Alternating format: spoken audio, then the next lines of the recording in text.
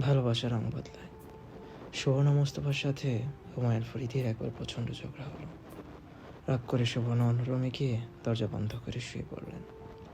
পরদিন সুবর্ণা দরজা খুলে দেখলেন যে রুমে তাদের ঝগড়া হয়েছিল সেই রুমের মেঝে থেকে ছাদের দেওয়াল পর্যন্ত শুধু একটাই কথা লেখা, আর তা হলো, সুবর্ণা, আমি তোমাকে ভালোবাসি।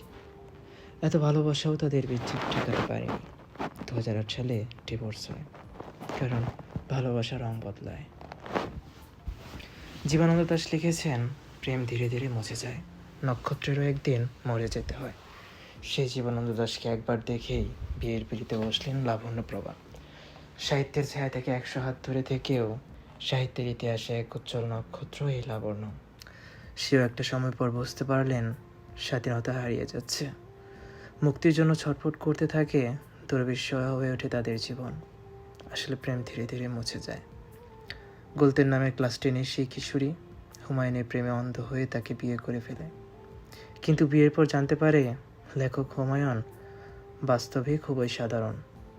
বাস্তব জীবনে সে চাঁদের দিকে হা করে তাকিয়ে থাকে না, কবিতাও আড়ায় না।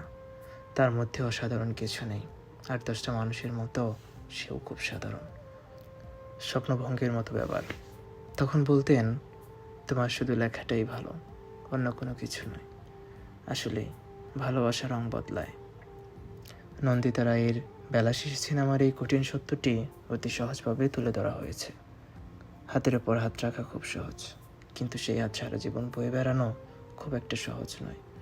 সহজ নয় তার কারণ একটাই, ভালোবাসা রং বদলায়। প্রেম ভালোবাসার সহজলভ্যতার এই পৃথিবীতে দুর্লভ দুটি জিনিস হলো মনের মানুষ এবং মানুষের মন। এই দুটোর উপর বিশ্বাস থাকা ভালো এবং উচিত বটে, তবে শুধুমাত্র নিজের মাঝে এই দুটি নিয়ে অতি উৎসাহী হয়ে বড়াই করা ঠিক নয়। কারণ হাওয়ার দিক থেকে পরিবর্তন হয়ে কখন কোন দিকে চলে যায় সেটা বলা মুশকিল, হোক সেটা প্রকৃতির হাওয়া কিংবা মনের হাওয়া, কারণ ভালোবাসা রং বদলায়।